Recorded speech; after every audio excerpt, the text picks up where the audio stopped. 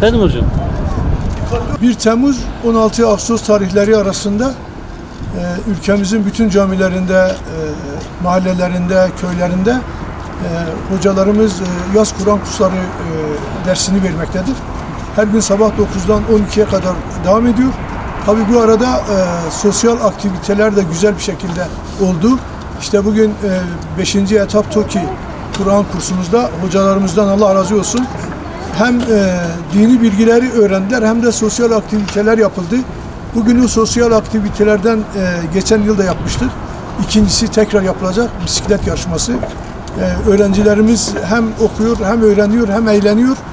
İnşallah ülkemiz için, milletimiz için, memleketimiz için, alem-i İslam için bugünün küçükleri, yarının büyükleri inşallah en güzel şekilde dinini, diyanetini öğrenecek. Ailesine, annesine, babasına, milletine, memleketine faydalı bir nesil yetişecek. Bütün hedefimiz, gayemiz hayrun nas men yenfeun nas hadisi şerifin gereği sizin en hayırlınız insanlara faydalı olandır. İnşallah faydalı insanlar yetiştirmek üzere camilerimizde, Kur'an kurslarımızda yaz Kur'an kursları devam ediyor. İşte bugün de bu bisiklet yarışması için burada toplandık. Allah emeği geçen hocalarımızdan razı olsun, velilerimizden razı olsun. Onlar da bu işe çok güzel şekilde sahip çıkıyor. Hayırlı uğurlu olsun.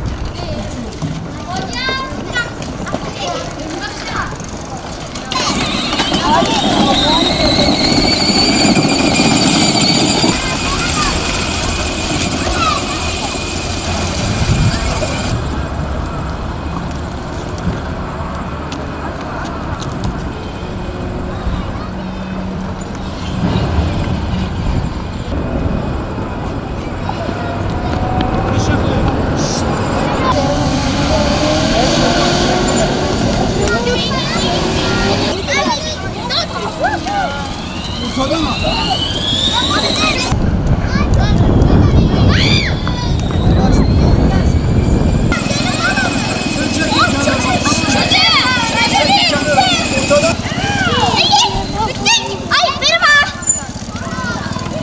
Hocam kahverengi. Hocam mavi alabilir miyim?